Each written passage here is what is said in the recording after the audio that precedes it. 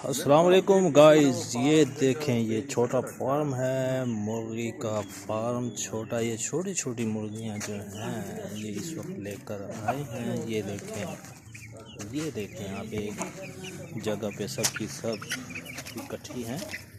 ये जी 16,000 रुपये की हमने ली है। ये जो मुर्गियां हैं ये देखें आप। और जैसे ही ये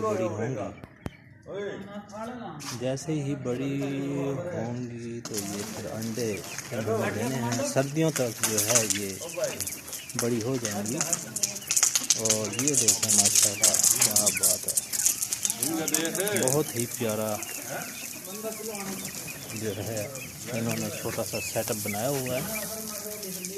आप देखें माशाल्लाह क्या बात है।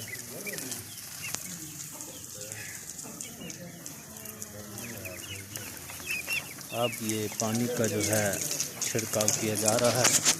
गर्मी बहुत ज़्यादा है इसलिए पानी जो है डाल रहे हैं इनके ऊपर और नीचे पानी का छिड़काव